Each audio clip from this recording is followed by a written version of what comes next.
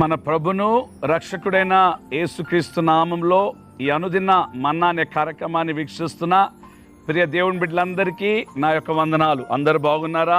అందరు సంతోషంగా ఉన్నారా? ఇది నాన్న ప్రభు మనకిచ్చిన వాక్యమును చదువుకుందాం. గత 3 రోజుల నుంచి ఒకటే పుస్తకము అలాగనే ఒకటే అధ్యాయము నుండి మనము ధ్యానిస్తూ వస్తూ ఉన్నాం.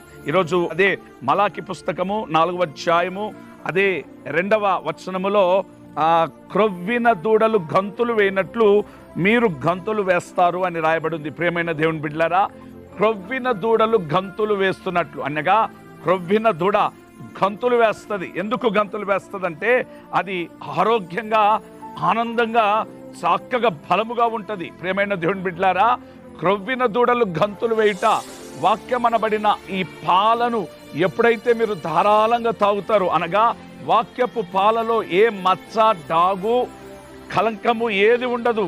ఇది నిర్మలమైన పాలు. ఈ వాక్యమనబడిన పాలను మీరు తాగినప్పుడు బలముగా ఉంటారు. పాలు అన్న మాటకి చిన్న మాటను చెప్తాను. జిల్లడి పాలు ఉంది, జిల్లడి పాలు విషము, కానీ ఈ పాలు తాగే పాలు బలమైనది. నేనంటాను ఈ వాక్యమనబడిన పాలు నువ్వు తాగినప్పుడు గంతులు వేస్తావు. దీని గురించి ఒక చిన్న మాటను నేను మీకు చెప్తాను. కీర్తన 126వ కీర్తన 26వ కీర్తన రెండవ వచనంలో 1-2వ వచనంలో 2 మాటలు చక్కటి మాటలు ఉంటాయి. సియోనుకు తిరిగి వచ్చిన వారిని యెహోవా చెర నుండి రప్పించెను. మనం కలకన్న వారి వలె నుంటిమి, మన నోటి నిండా నవ్వుండెను, మన నాలుక ఆనందముతో నిండి ఉండెను. అప్పుడు యెహోవా మన కొరకు వీరి కొరకు గొప్ప కార్యాలు చేసేలని అన్యులు చెప్పుకున్నారు. ఇజ్రాయేలు ప్రజలు నలిగిపోయిన వేళలో గంతులు వేస్తున్నారు.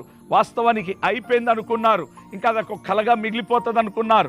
నా దేవుడు ఎంత గొప్ప దేవుడు అంటే వారి కలలను నిజము చేసి గొప్ప కార్యాలు అంటే అన్య జనులు చెప్పుకుంటున్నారంట వారి దేవుడు ఎంత గొప్ప దేవుడని.